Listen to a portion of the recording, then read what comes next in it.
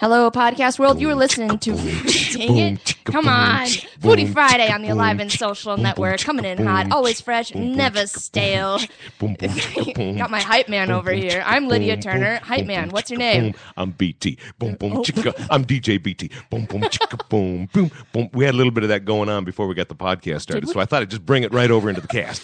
Right here, right now, right in the room. We're Alive and Social. Boom, boom, chicka, boom, chicka, boom, chicka, boom, boom, chicka. See, you're already into it.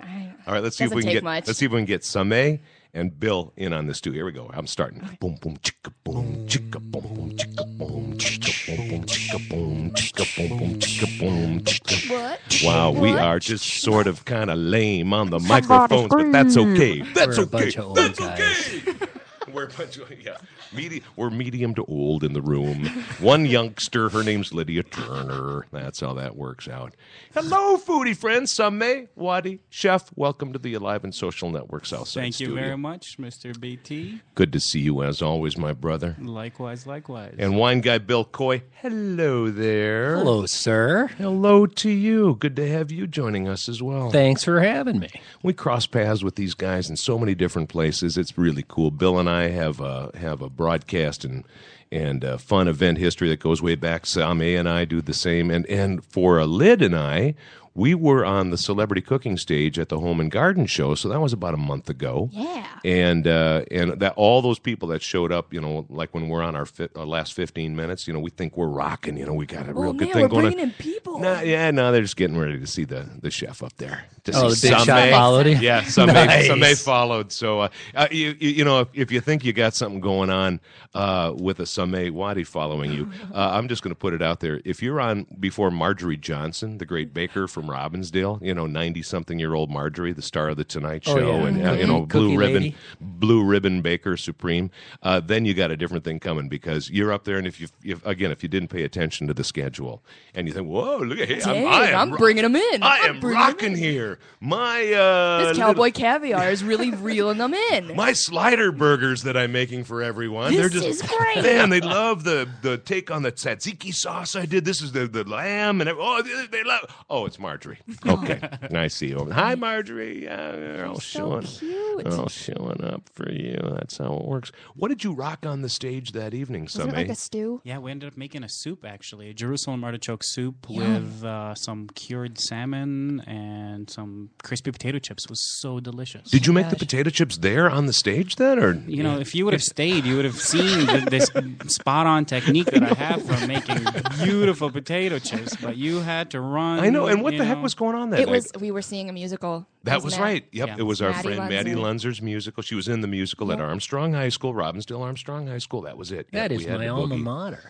Robbinsdale Armstrong High School, Mine Western is Suburb. It was just Armstrong when I was there. Yeah, exactly. It might have been Neil A. Armstrong It High was School Neil when A. you were there. Armstrong, Yeah, Mr. Astronaut. yeah, indeed.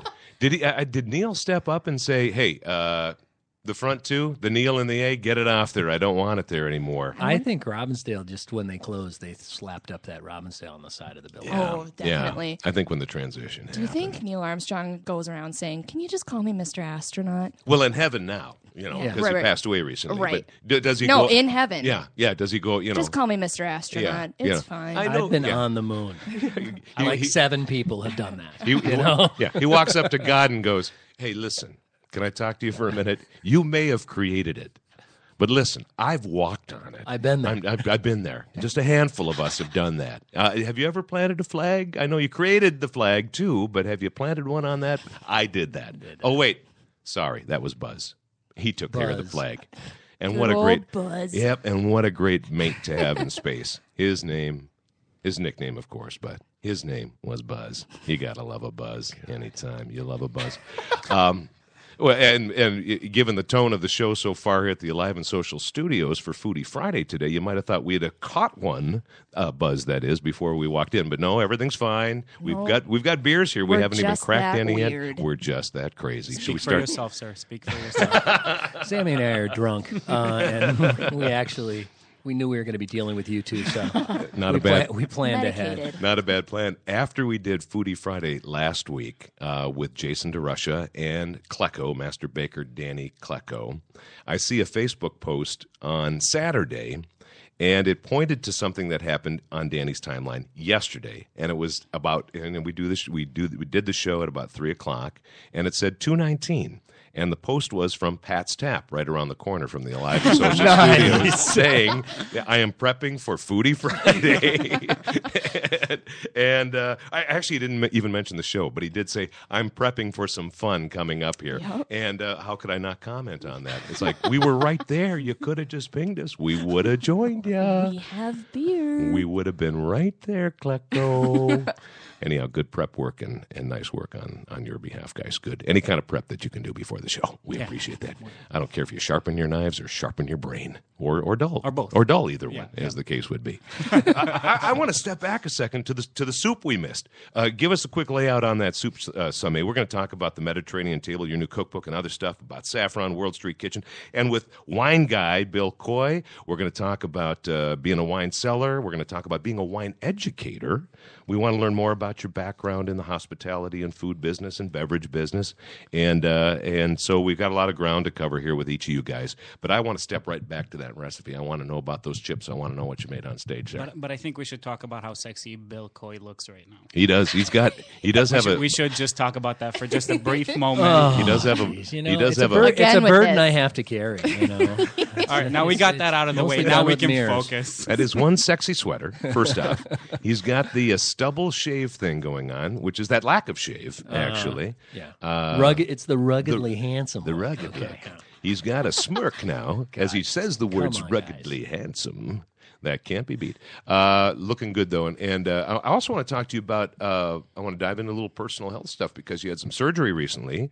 And, when that happens and you work in the hospitality world or in the beverage world, in your case, that can obviously be a sideliner. And so I want to know what happens when something like that happens for a guy like you. And then we'll put it in the context of maybe some mate, too, Well, he actually works. I just kind of wander around. It does sideline you. Yeah, I imagine it does. All right, back to the soup. Give us the stew. That is. Soup. Yeah, it was a soup. It was a soup. Okay. Yeah, it was a soup. So we made a Jerusalem artichoke soup. So the name is really super misleading because they're not from Jerusalem and they're not artichokes. So it's kind of that sounds like a wine from Italy.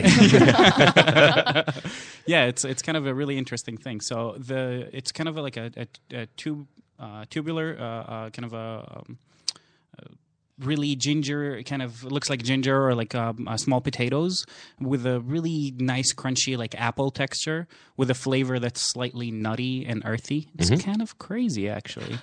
And we make the soup with it, and I've made it maybe a handful of times in my entire career. But I ended up putting it in a New Mediterranean Table, the cookbook. Yeah. And so I figured, might as well test the recipe now. Indeed, and do it at the Home and Garden Show. Exactly. This plant, like a regular artichoke, do you have to fuss with it a lot? Or No, not? it looks exactly like a ginger root or kind of like a galangal root, really nubby and small and not very sexy looking, but it's super, super, super delicious. So with like shows like the Home and Garden Show, this is a recipe that you've done a handful of times. Do you usually prep a recipe ahead of time, or do you kind of just fly by the seat of your pants and like, well, because I'm telling you, when we did ours, we're flying by the seat of our damn pants up there. I mean, but we've made the cowboy caviar thing. It's so easy to make. Yeah, you it's couldn't nothing have much to told. it. I mean, when I was watching you up on stage, there was no way to tell that you were, kind of just winging it. That was. Hi, folks. Hey, this is all improv. Come on in. Yep. This is say an answer and it's improv. That's what we're doing here.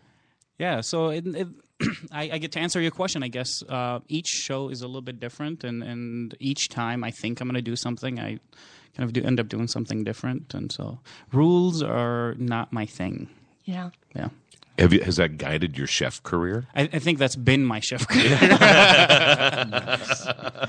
From the very beginning. So writing them down in a cookbook is kind of a weird prospect for you? That was the most difficult thing I'd ever done in my life, is writing down recipes. Which sounds really ridiculous as a chef saying I have to write down recipes and actually follow them and have, test them out and make sure that they actually work. So when we did this process, that was the biggest concern that I had is I have to write this down. I have to write it down. So do you work with somebody who helps you put that in the book form? Yeah, it was me. I meant somebody competent that actually... had done this before. Yeah, exactly. He's getting saucy now. nice. He is. Yeah, there's certainly no one that knows what the hell they were doing, but yeah, it was just me and kind of. I think the book turned out. I don't know. I mean, Well, we're gonna find out. yeah, it's one way to find out. I do have a copy here, so I'll show you guys later. But So it's going to be available April 14th, April in 14th. wide distribution. You can pre-order on Amazon right now. If you're listening to the Foodie Friday podcast here, we're doing the show on April 3rd. So, in the next week and a half or so, it'll be out there. But also, henceforth, you'll have the books, I'm sure, at World Street Kitchen and at Saffron for folks to make a purchase there as well. I mean, why wouldn't you? Of course, yeah, you'd want to They'll do be something like that. signed with my picture next to it, and just. Are you sure you don't want to have Bill's picture in there? Because he's very... Now that you say that actually sounds like a much I think better we should idea. make sure we put your cell phone number in there in case the recipe doesn't work. They can just call you. Most of the time, 8 o'clock Saturday. That's Sounds perfect. Sounds perfect. Yeah.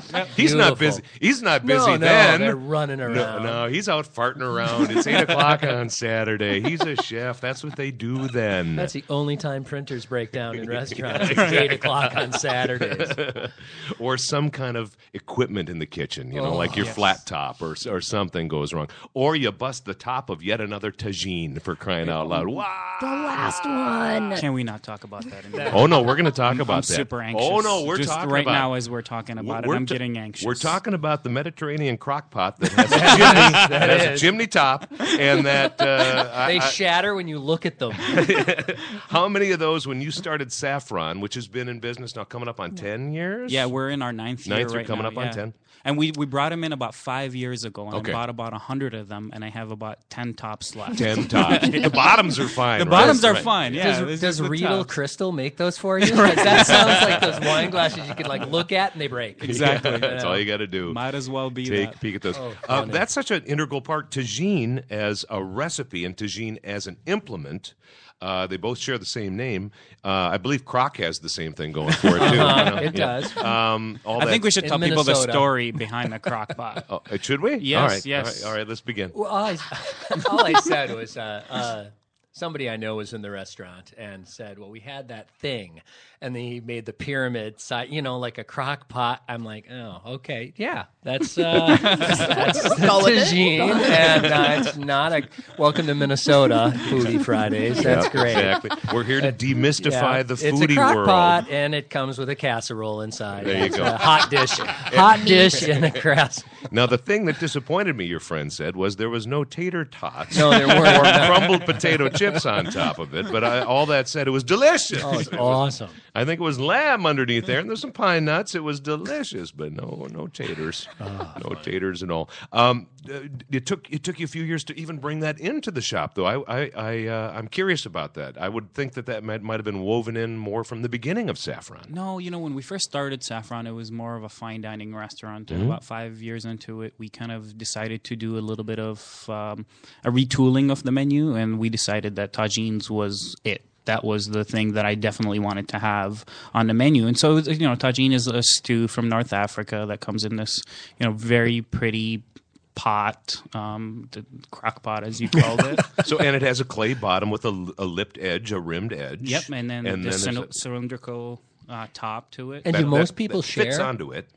We have two different sizes at the restaurant, so you can get small for yourself and then a large for yourself if you're me, or you could share it with a friend, I guess. But the idea really is, I think you bring up a point, Bill, is that it really is meant to share. Yeah, the entire menu really is set up in a way that we'd like people to share and kind of just enjoy it as you would in my house or in your house if you're having friends over, So Well, and you get those food items that come out, and you can spot the restaurant people in the restaurant because you watch every plate go all the way around the whole table. Exactly. And you're like, oh, they're from the industry. If you want something on your own, don't come with those people. That's actually how I prefer to eat, because then you get a bite of everything and you get to try, 10 items instead of 2 or 3. Right. Yeah, I agree. That is, if you can come to a consensus, with everybody at the table, at least to share a bite. Right, exactly. That's just wonderful. Yeah, and the person who won't share, you just don't eat with Yeah, again. right. They're That not was- invited next time. That was really fun for this one time. Yeah, and we'll never see you nice again. to see you. I'm yeah. totally guilty of that. I do not like sharing. Oh, yeah. And do you ask for a separate check too? Well, I confession's say it from good the for beginning, soul. though. You know what? Can we just separate this right now? Like, my stuff, I'll just pay it off. It's gonna be okay. That conspiratorial restaurant patron server whisper that happens. Hey, can I talk to you over here? Can you just come over here and just I'm going to go to the bathroom. Listen, I'm Can going to you pay for split this. check I'm now? going to just get this. Yeah, just fine. Okay, yeah. Thank you. Thank you.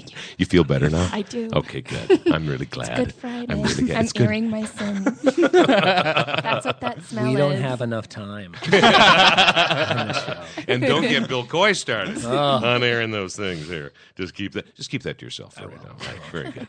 Very good. So you make a transition in the restaurant on the menu itself to really broaden what was going on with the potential patrons that you could bring in then, right? Well, it was more kind of, I feel that the major way that it was affected was the way that I thought about food myself. So I was all of a sudden more comfortable with speaking the language of old cuisine, the things that were lost. People, kept going towards what's next, what's new, what's hot. And I'm looking at what's old, what's, need to be brought back. And especially in Mediterranean cuisine, which, my mom and dad and my uncle in the mid to late 80s started writing a cookbook. And I found the manuscript of this cookbook, and I just kind of dove through it, and it was in Arabic. It was really a lot of beautiful, beautiful recipes that I just kind of lost, that we didn't, kind of pay attention to anymore. Yep. And I thought one particular recipe that kind of changed the way that I think about food in general is slow-cooked green beans in the style of my grandmother. So we cook the green beans with a little bit of garlic, onion, some dark spices, clove, cumin, cinnamon, things of that nature. And we cook them for about 4 or 5 hours with lots of olive oil. Like on a really low heat in an oven? On the stove. On the stovetop. And it just kind of cooks down, and it's just kind of really, really soft, and finish it with a little bit of tomato, and just it's just really, really sexy. I'm thinking about it right now, and I'm salivating. Right? Yeah. So this recipe, I read it, and I go, I really want to put this on the menu, but we're a fine dining restaurant. There's no way I could put this dish on the menu. So I go up to my brother and business partner, and I say, hey, how about we put this on the menu? Yeah. There's the conspiratorial whisper. And the resounding no that came out of his mouth. You were like, oh. It's a fine dining Okay, restaurant. great. Saeed says, are you crazy? That's exactly Yeah. what he said. Are you crazy, man? This doesn't fit anything that we do. I'm like, well, fine. Let's just shut her down for a week, and we can do some changes, and I'll retool the menu. And he goes, okay, that sounds like a crazy idea. Let's do it. And it was just So then he was in. It probably took us like about an hour to discuss what we wanted to do, and then we just flipped the switch, and we shut down for a week, and we retooled the menu, changed a bunch of equipment that we wanted to kind of update in the kitchen, and so on and so forth. Went shopping for tagines. And we went shopping for tagines. Yes, exactly. How much will 100 of these cost? Who's clothes that I can find? Okay. Yeah, exactly. And that was really, that one particular dish was the reason why I did this all kind of big menu change and identity really change. Yeah. We got rid of the white tablecloth, and we kind of did more of the sharing aspect of dining. And we looked at old recipes that were forgotten recipes, and we started to highlight those. So in addition to your grandma's green bean recipe, did you find other of those old school and old time recipes that your mom and dad and your uncle had not published a cookbook then? This was the idea. They were going to publish it, but they never did. Did you find some of those recipes in there too? There was so much inspiration that, we've been cooking out of that book for 4 or 5 years right now, and we're still not out of ideas. Isn't that cool? And we've taken little pieces here and there from different menus or from different recipes and put them in different menus throughout the past 5 years, and it's been really, really interesting, and kind of sharing the kind of the thought process of what these old time recipes were like with new cooks that don't know much about the cuisine to start with, and then don't know anything about what this cuisine looked like 20, 30, 40 years ago. And so it was really kind of super, super interesting in that regards. Did your mom and dad and uncle then, and I want to make this clear in my own head, because you mentioned it was a manuscript. So they never did publish that cookbook then, or did they actually publish a cookbook? The cookbook was actually never published. Never. Okay. We were living in Kuwait at the time, and something happened around 1990. I don't remember exactly what it was. Oh, somebody came to visit. So, yes, you could call Relatives it that came to visit that weren't welcome. Exactly. Can I have my own check here? Yeah, I need my own check. I want to leave. It's going to be about $1 trillion or so, but I'll take that check. I'll take it. Yes, that's exactly what happened. Yeah. So the Gulf War really kind of put a damper on publishing this cookbook. Sure. And so we have that. We found the manuscript in my brother's basement. It traveled three different continents. In your older brother's basement? Yeah, in Syed's basement. It's traveled 3 continents, and here it was in Minneapolis. Well, that's so great. It easily could have gotten thrown away.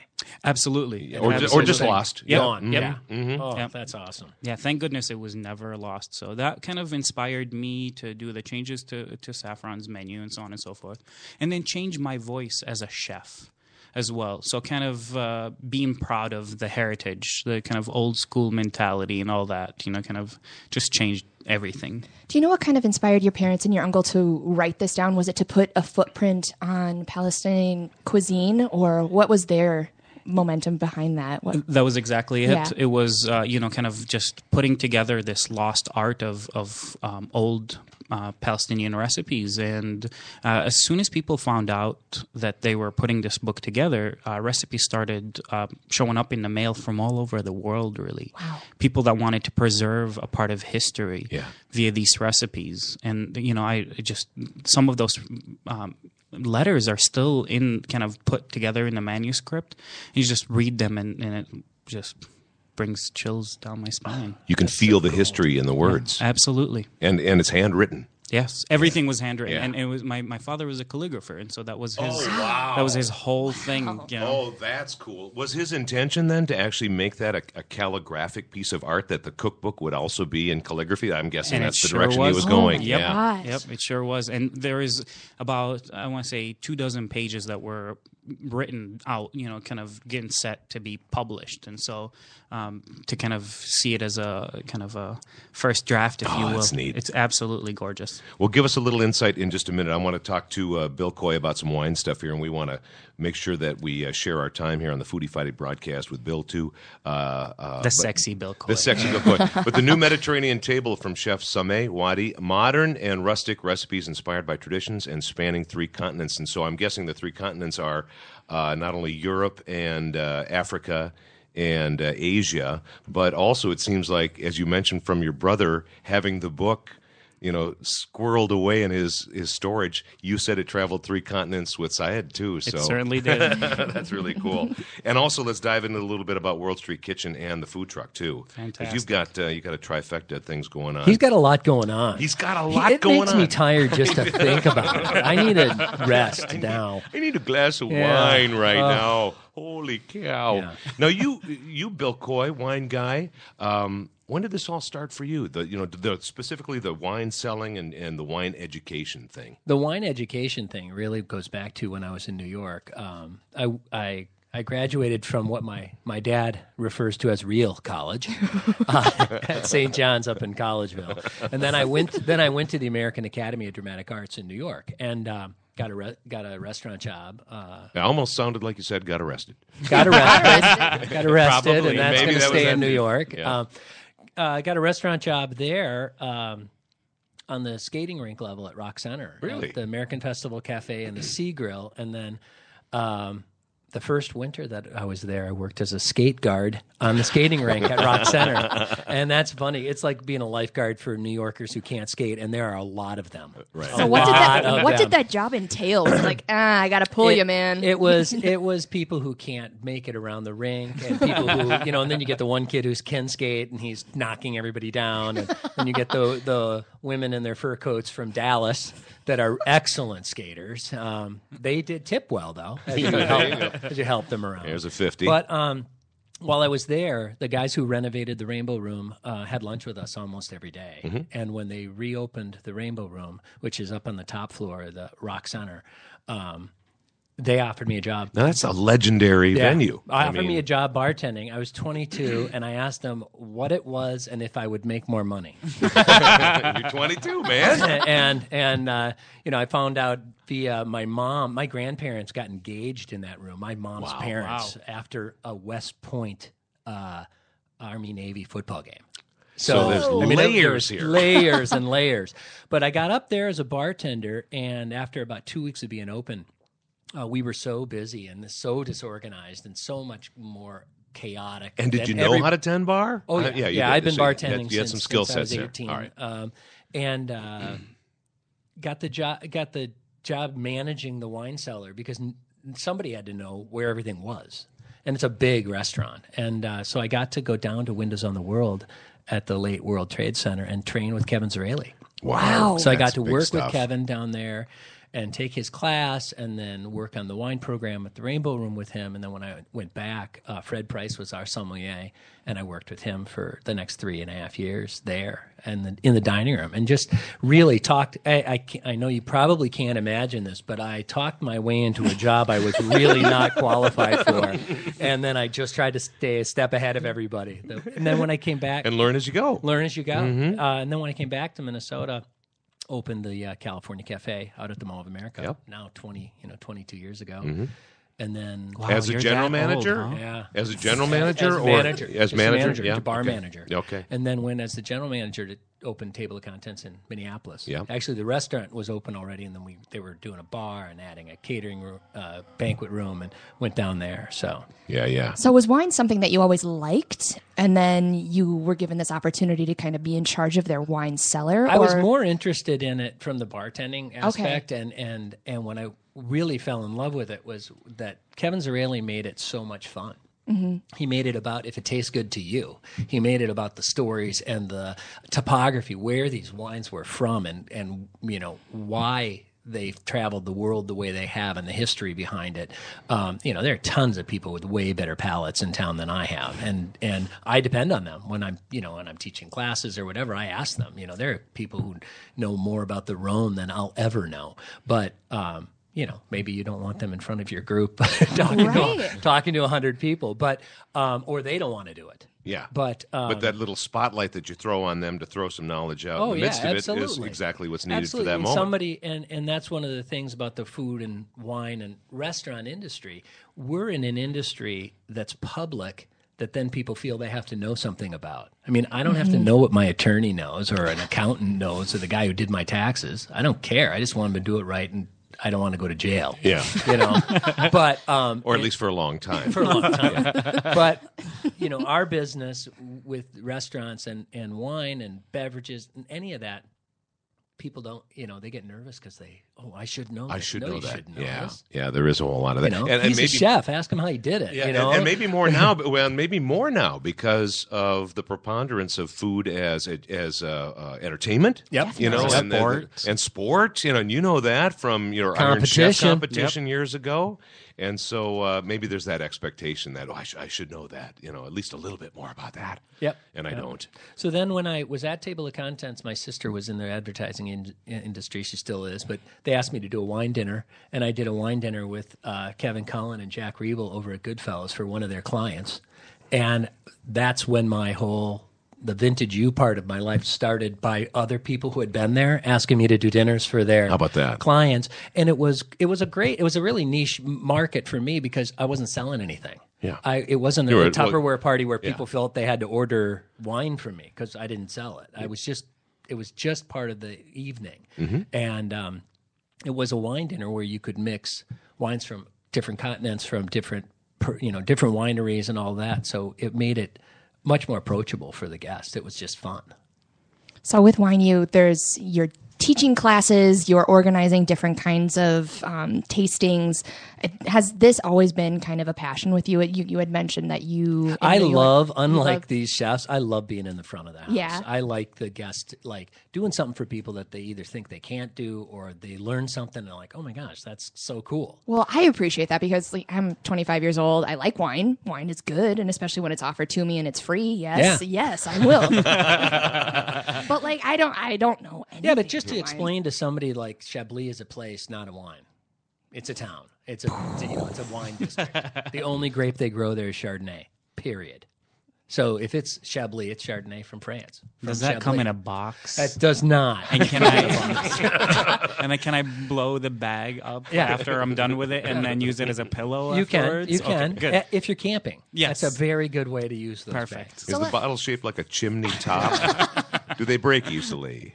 Let me pose it this way then. So how someone like me, where I like wine, I want to appreciate wine more, what kind of stepping stones would you recommend for a 25-year-old? First of all, to give Kevin Sorelli some props, his book is fantastic. Excellent. It's Okay. The Windows on the World Wine Course. There are still proceeds from that book that go to the families who lost That's lovely. family members at the World Trade Center. And it's a #1 selling wine book in history, period. Nobody's even close. It sold like 9 million copies. And the program at the World Trade Center was legendary. They had a cellar that was The Cellar in the Sky. the cellar in the sky, far and above any. It was really among the first, others on the planet. It was really the first restaurant in the country that had a wine program, that Is had that right? somebody that ran it, and that was his job. How big was that cellar? That cellar in the sky?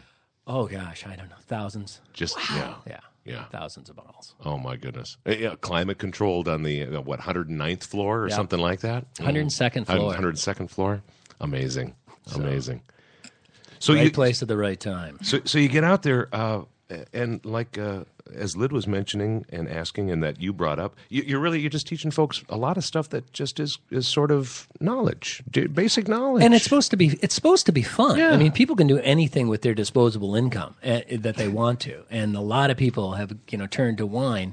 And I think it's one thing to have all these sommeliers in town that and in the country that know a lot, but their delivery of information sometimes I find a little over the top. Mm-hmm. I don't need to know the biology and chemistry of it if I don't like how it tastes. Mm-hmm. If I like how it tastes and somebody can point me in the direction of something, say you like Sauvignon Blanc from France, and I can say, okay, so you should try this Albarino from Spain, or you should try a Torrontés from Argentina, or you should try a Chenin Blanc from South Africa, because they have a similar style, but they're going to try something different from someplace different. I mean, it's like in the food world where you're trying to say, hey, this actually came from somewhere. Mm-hmm. We didn't invent anything. They've been making wine for about 3,500 years, and I think we're okay. I don't think we haven't run out. Yeah, It's they're like still Doritos. making more. It's like Doritos will make more, right? We will not run out. Whether you're 25 or 56, Right. what is it a wise thing to pay attention a little bit? I mean, pay attention, maybe keep notes on your smartphone. I like that. What People, What kind of grape was it? What kind of, who was the maker? And take a picture of the label, right. because then you know exactly what you loved. I really like this. If you hate it, don't take a picture of it. Or take a picture to say, or take a picture. I'm drink never this having again. it. I hate that. That's a really great idea. And bookmark those and ask questions about them. Then, Yeah, huh? and find a place that there are people in the industry that I love their wine writing, and I gravitate towards certain people. Stephen Tanzer's a brilliant writer and rates wines and all that, and I like his palate more than some other people who rate wines. Well, find somebody that you want to follow. Oh, I like what he or she says about this, so I like those wines. And find somebody in a restaurant and in a liquor store in town that will recommend stuff to you that you trust. Tell them what you like, and tell them what price point you want it to be in too. Sure. Don't be like, I really like Bordeaux. Oh, great! This is $600. Thank you. We'd We love like to you. sell it. Can you buy two? Yeah. Exactly. What's the limit on your credit card? Yeah. And that's a really great question to bring up or a notion to bring up, because we're in a world of great wine that is affordably priced right now. Just lots of it. Yeah, and lousy wines just don't last anymore. I mean, there's too much competition, and there's too many great people making wine all over the world. Different wine wines, regions different hot opening spots. up. Yeah. What's the latest hotspot then? What's sort of a burgeoning wine market now? Others have emerged. Chile emerged over time, and South Africa really came onto its own. And Chile and Argentina, I think, are great values right now. I mean, and they're doing a lot of grapes from they're European-based Cabernet from Chile or Malbec from Argentina are still super hot. Pinot Noir from anywhere in the world is hot right now, and it's a grape that is really reflects where it's grown, so you can tell a huge difference. I see more and more Sauvignon Blanc out there from all over the world. You mentioned South Africa. I think their Chenin Blanc is just outstanding. I think it's one of the best places in the world to grow that grape, and it's fantastic and really affordable. So if you find a great $9.99 bottle and it's from South Africa, Pick it pretty up. much any maker, Yeah. any vintner, you're gonna like it. Yeah. With a chef and a wine guy like yourself, what kind of work do you do with people like Sameh? We actually do work together. And you do? I do. Yeah. Okay. I sell to them. All right. Right on. So this is a good question to ask. You come up with a dish. Do you want to try? You want to try to match things that Bill has, or whomever your wine person is? That put that in your stock, obviously. Yeah, so what we end up doing is we come up with a list of the seasonal dishes that are changing, and we look at our wine list, and especially it works more so for us in the glass pour, so the things that we're pouring by the glass.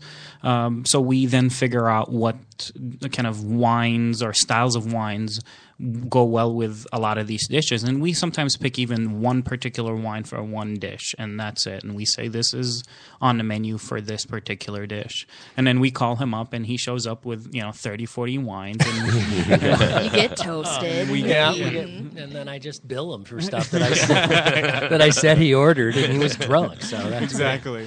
So I love tasting with chefs because they have a different palate going into it. They have a bigger vocabulary in their head for what they're trying to pair, spices This tastes or like herbs. grape. This is grapes. But they also are thinking about their menu while they're tasting the wines, and it's fun to you always pick up something like, I never would have paired that with that. That's so cool. I was listening to your soup there, and I was thinking, gosh, that would be like fun with a light red wine, like when you were talking about at the food show. If you did Gamay with that, That would be perfect. Yeah. So when they start talking in spices and dishes and ingredients, then you're like, oh, Your this wheels would- start turning. Well, yeah, he said salmon, and I was like, oh, that's good with a light red, and that would be a fun dish. So. So that collaboration, that's got to be a lot of fun aside from the drunkenness. Absolutely.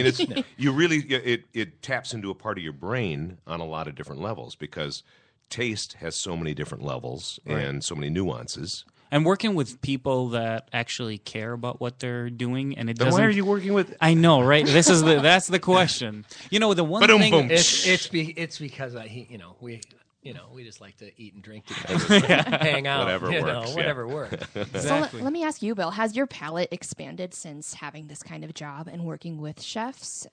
Oh, absolutely, and the vocabulary does too. Yeah. And I steal stuff from chefs all the time, as far as their like. That's they'll where my spend- knife went. Yeah, exactly.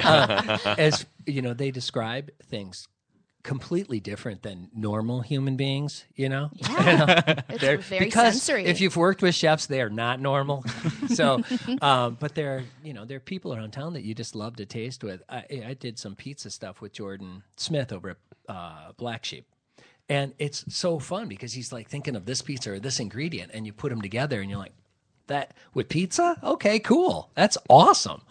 But yeah, and you want to pick it up. You want to pick up the vocabulary and then be able to use it where you're not making people feel stupid about like, oh, I don't even know what you're talking. What do you mean wet leather? I mean, Have you ever licked a rock? Yeah. That- Well, I this can- tastes so much like dirt. Yeah. And you're like, that. I know what you mean, but No don't deal. tell anybody that because they don't want that wine. There are hints of denim. Yeah. Denim? What? So That's got to be a real enjoyable. one of the experience. articles I wrote 2 summers ago, we did a whole wine geek vocabulary thing, like what we actually mean when we say lighter, medium bodied, heavy, and then I just refer to it in terms of milk. Like lighter styled skim milk, and then medium is 2%, and then heavier is whole milk, and then if something's really, really rich, you say, oh, that's like half and half. Because if you taste Chardonnay is a perfect example from real light to real heavy. It's a different weight in your mouth. Yeah. It physically tastes different, Yeah. and so people are like, oh, that makes sense. And instead of making them, they've all had milk. Yeah. So you're not going off on some tangent about the reason why.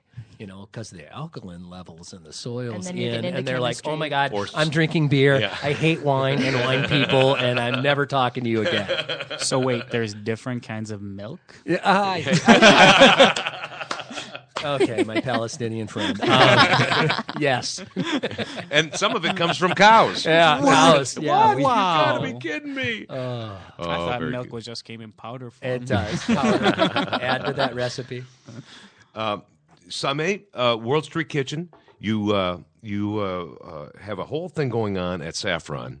Do some of those lessons carry over to the menu and just what happens at a different environment like you have with the food truck, World Street Food Truck, and the kitchen, and then also the location on Lindale Avenue South? So the main thing that actually translates between both restaurants and the food truck as well, and the catering side of our business, is kind of the focus on it comes from the kitchen. That's where the heart of the restaurant is. That's the start, and we build on from there. So we focus on what comes out of the kitchen, and it sounds kind of silly to say that, but that's kind of always been our main focus. It's the food, and then everything else follows through. The ambiance, the service, everything that goes along with having a restaurant. So we use the same quality ingredients at World Street Kitchen that we use at Saffron, even though the price points are way different. And especially in the food truck as well. You can come in and get a quick lunch in about 5 to 10 minutes in downtown Minneapolis, and we're using that same ingredients, the same lamb, the same beef, same chicken that we use at Saffron. You are one of those examples of taking the food truck first and then turning it into a brick and mortar. So we started cool. with Saffron, and then I wanted to kind of do a international street food restaurant, and that was kind of always in my head. I love to eat this kind of food, and I didn't have a lot of experience cooking it. So I figured, what a better way to learn than open a restaurant. So we started looking at places, and while we were looking at places, we actually found a location to open up a restaurant. And right before signing the lease, we got a call from the city saying, hey, we're planning on making food trucks legal. Or is anybody interested in coming and having this conversation with us? So we showed up, and all the old timers in the restaurant business, they're going, oh no, It's going to hurt our business. Yeah, I'm going, yep, I would like to start I'm in. one. I'm in. Yep, that's it. So I figured, for a fraction of the cost of starting a restaurant, I could start a food truck, and then just kind of try to kind of see if this idea works or it doesn't. And so we started this food truck, and it kind of went through a little bit of kind of the learning curve, and people thought that the food trucks and kind of not a thing to eat at. And I remember the first day we were open, we were out giving people samples, and people just passing by. No thanks. Yeah. Yeah, no, thank you. Yeah. And I don't see any carnival rides nearby, so this makes me uncomfortable. Exactly. No. You have corn dogs. And then it kind of just really food trucks spread like rapid fires, and then we opened up a restaurant to support the food truck. So did you put the original location on hold while you did the food truck Yeah, thing we then? did. We waited 4 years. Yeah, we took our time. At that point, it was kind of just trying to figure out where we wanted to take that restaurant. So it was all of a sudden not just an international street food, but now we had this identity. It was World Street Kitchen, things that are kind of on the menu. Kind of we started to develop a palette, if you will, of different dishes that we have. And the idea for the restaurant started to change. So at first we wanted to do something that was kind of more in line with Saffron.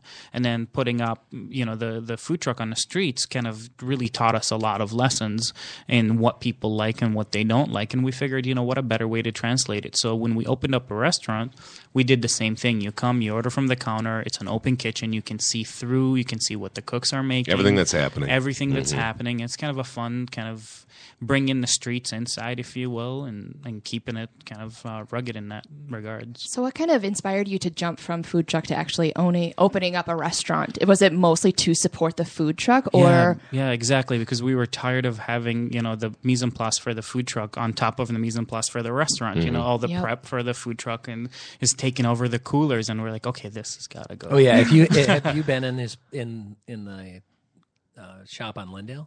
World Street Kitchen. That kitchen's giant. That's like, oh wow, and that's the reason why. It's like, it's he's doing all 50% of the. He's doing all his catering, all his food truck stuff, and that out of that one space, which is brilliant because then you're not and then you don't have to deal with downtown either. So. Exactly. Right. Do you do catering for Saffron out of WSK on Lindale Well, too? we then? have a catering company, a whole separate catering Yeah, company, okay. W&W Catering and Events, and we started this about 2 years ago now. Okay. And the main reason was because people were coming up to us and asking us, "Hey, could you cater, a wedding or something of that nature, Yeah. or a divorce party?" Which are my favorites. Divorce party. That's awesome. Spend all their money on wine. Exactly. Yeah. And by Those the way, are if you usually need a to reach lot more Bill fun. for that wine purchase. Exactly. VintageU@msn.com. Reach Exactly. out, Call make me. your, Call make me. your My divorce phone number's order. in the magazine every month. So. May the world of spices is really big for you. And in the Mediterranean table cookbook, there's a whole section about the larder and then how to make the spices, the actual recipes for the spices that you crank out. That's a pretty cool thing that folks can take that knowledge that you're bringing to the table and from the kitchen at Saffron or WSK or whatever the case may be, and bring it right to their own kitchen and right to their plates at home. Well, I'm glad that you think so, because I absolutely think that that's kind of the heart of Mediterranean cuisine is in the intricate use of spices and kind of the layering of flavorings and weaving it in these, kind of different notes that you could, kind of change a dish. You could take a very plain chicken breast and you could, make it taste like something completely different by just adding a few different spices and marinating it. It's the heart of the cuisine. And it's those last, kind of 25 pages, 30 pages that I think are the most important pages of the entire cookbook.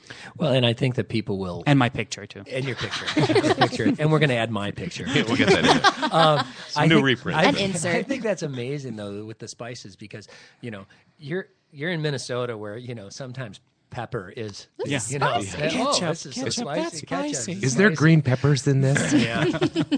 And you're right that they can change the dish completely, and also you can change whatever you're drinking with it completely. Absolutely. And we've had I did a dinner years ago where we paired foods and wines with Philip Dorwart up at Create Kitchen, and we're talking about this food and wine and pairing, and we'd tasted it, and we'd been through the menu, and finally we're looking at the two of us are both talking to the group about this pairing, and we're looking at them, and they're looking at us like we're insane. And then he goes through the dish and goes da da da da da da da da cayenne, and I was like, oh no, like. This wine is horrible. And this is how you should never pair this one, because that one spice made it hot. We're serving it with a high alcohol, high acid, big red wine, Which you don't want to which do with you anything don't want to hot. do. That's like pouring, gasoline on the fire. And people are looking at us, and we're like, "Oh, okay, this is how you really screw up a food and wine pairing.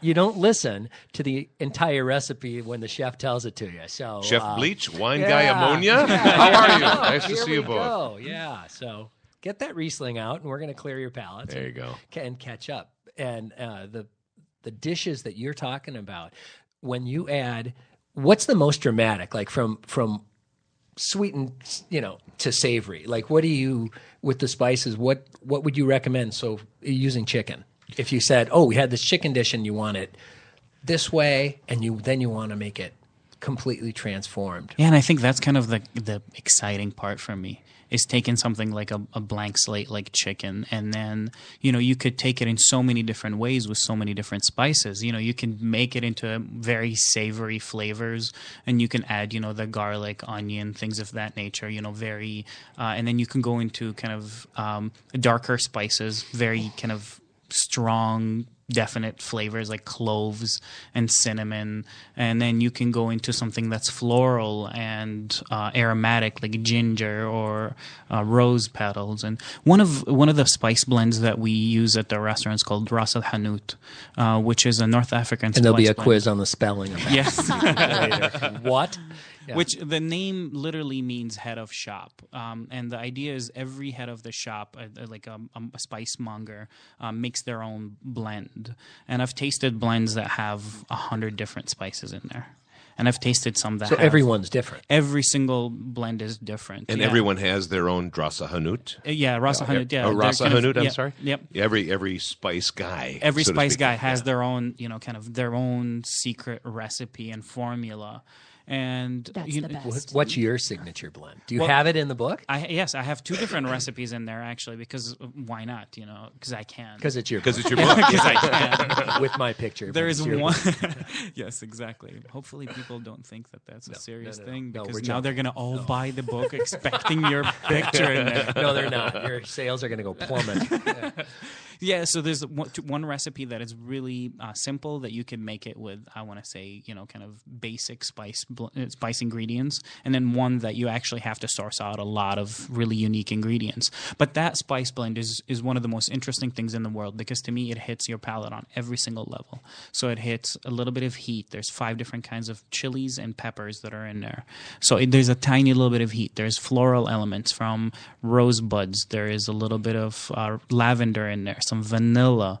So, and then we have some earthy notes from fenugreek, a little bit of cumin, those earthy tones. It kind of just hits your palate on every single aspect. It's almost like a perfume.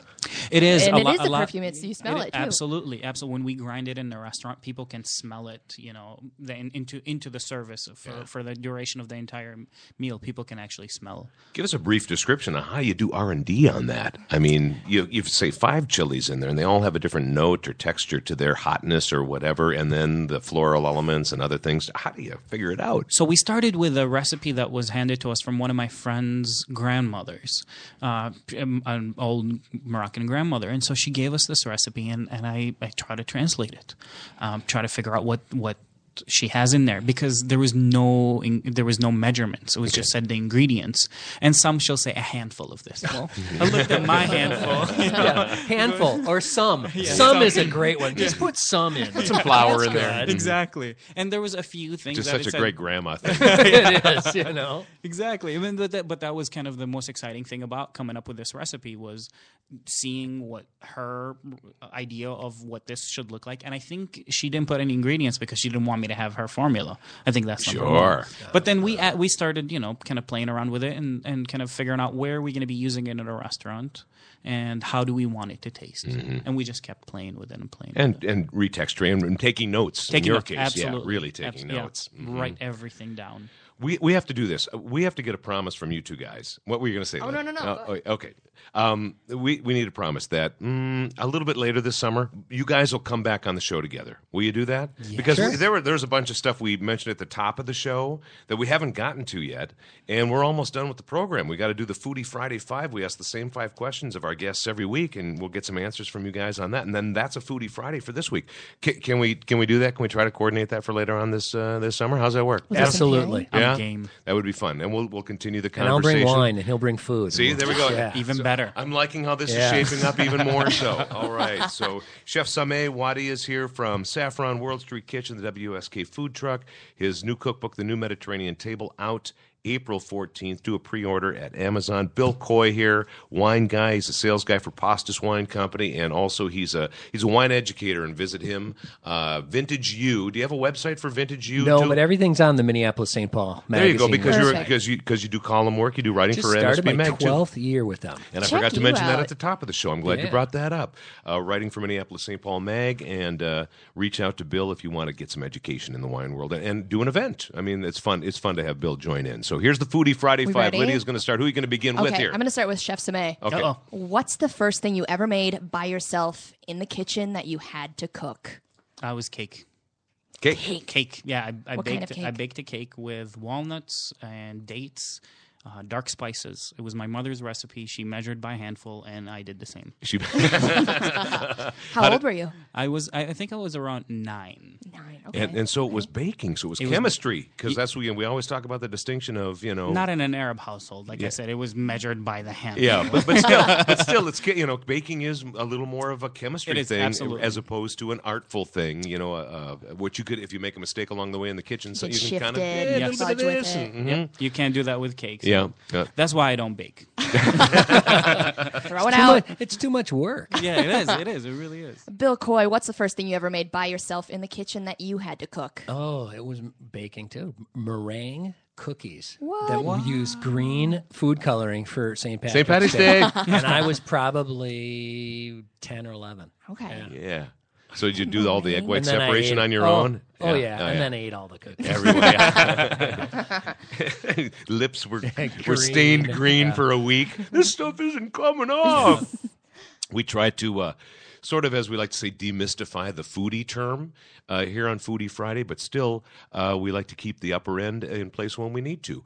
So what's the most pretentious food? You know, if somebody look what Same's having. Well, what's the most pretentious food that you crave? Pretentious? I don't know. That's a really good question. I think everything that I crave is pretentious. Nice. No, I'm kidding. I crave fried chicken and barbecue brisket and hush puppies. I crave really strange things. I crave pho and Southeast Asian papaya salad. So I don't think there's anything. No foie gras or champagne? Oh, that's not really pretentious. Well, but We had that before we came today, and We did that's our what we prep. had for breakfast. How about you, Bill Coy? I'm a huge caviar fan. There you go. And especially with champagne, and it's like you crave something you cannot afford on a regular basis. I love that salty with especially paired with like a rosé champagne. That's not an everyday thing for you. No, it's not. I would like. I'm very people to- disappointed in you.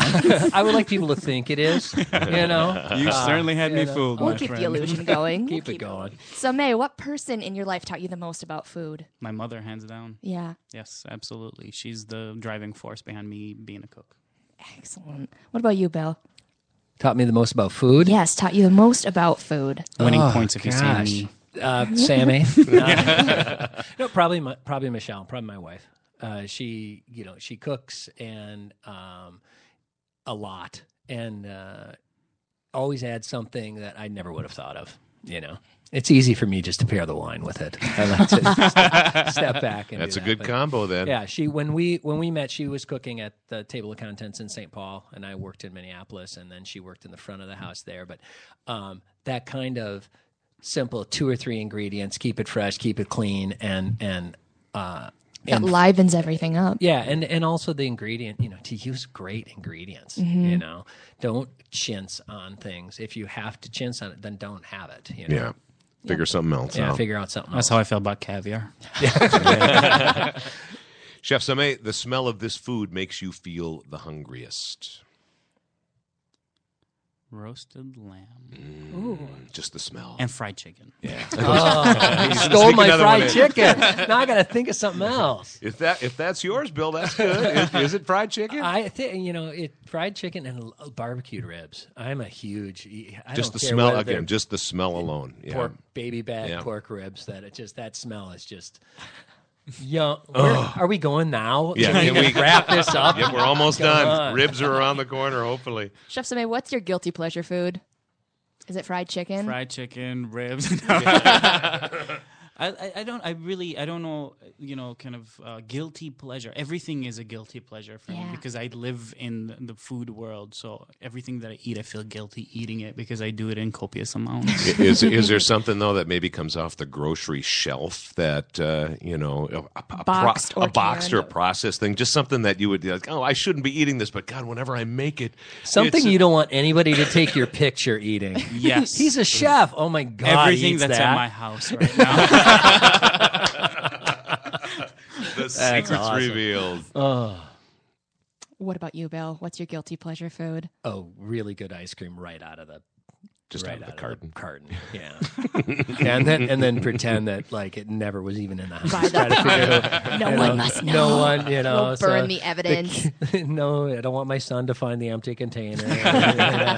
Get it out of Dad, here. did we have company? No, yes, we did, and they ate all that ice cream. And they took the garbage with them. They are so kind. I love our guests. I really appreciate those. Those folks come over a lot, son. Just remember that. Yeah, they're They come here all over the a time. lot. Well, Chef Sameh, thank you so much for joining in today. We really appreciate it. This has been a lot of fun. And Bill Coy, thank you, my friend, for joining in. And you guys, Thank you for having me. We're going to figure out a thanks. plan Thank you. here for a couple months or 3 months or whatever downstream. And, That sounds Keep us fantastic. posted. yeah, and then we'll plan it out, like you said, with a little wine, a little food, and we'll have some fun a little later this summer on Foodie Friday. Just give me a separate check. Full circle. I'm not sharing a plate with him. Next week on the show, we're still waiting word from Pip Hansen from Marvel Bar before he makes his way to London. He's checking in with his staff, and so I'm waiting to hear back from Pip. But hopefully That'll it's be all fun. thumbs up that he'll be able to join in on Foodie Friday next week. And speaking of a guy who did the mobile food thing and then took it to a brick and mortar location, Pizza Pete Campbell from the Red Wagon Pizza Company. So Pizza Pete's going to join in next week on the show as well. Lyd, much like with these guys, let's reach out in advance and see if we can get some samples going on I think here. that's a really good idea. Tell Pip to bring bourbon. Exactly. I'm not gonna share. Yeah, exactly. And if they bring it, we don't have to worry about separate checks. This is perfect. I love this. Thanks for listening to Foodie Friday on the Alive and Social Network. I'm BT, Brian Turner. I'm Lydia Turner. Thank you. See you next week.